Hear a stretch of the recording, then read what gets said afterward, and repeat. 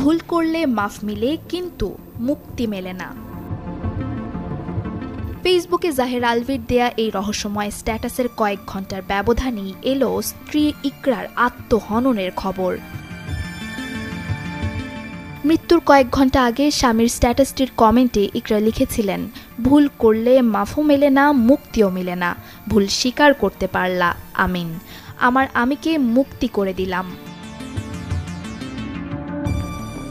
সামাজিক যোগাযোগ মাধ্যমে স্বামী স্ত্রীর এমন পাল্টাপাল্টি স্ট্যাটাস আর কমেন্টেই যেন প্রকাশ পেল ইকরার আত্মহত্যার মূলে ছিল দাম্পত্য কলহ। এমন সন্দেহে এখন তোলপাড় গোটা নেট দুনিয়া। আজ শনিবার ইকরার আত্মহত্যার বিষয়টি গণমাধ্যমকে নিশ্চিত করেছে অভিনেতার শ্বশুরবাড়ির পরিবার। জানায়, আজ দুপুর 1:30টার দিকে মিরপুর DOHS এলাকার একটি বাসায় এ ঘটনা ঘটে। বর্তমানে অভিনেতা আলভি ঈদের একটি নাটকের জন্য নেপালে অবস্থান করছেন।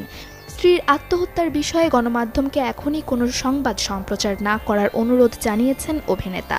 সেই সাথে পুরনো স্ট্যাটাসগুলো সরিয়ে ফেলেছেন ফেসবুক ওয়াল থেকে। 2010 সালের 9 নভেম্বর ভালোবেসে স্ত্রী ইকরাকে বিয়ে করেছিলেন আলভি। রিজিক নামে একটি পুত্র সন্তান রয়েছে তাদের সংসারে। Desk report, channel 24।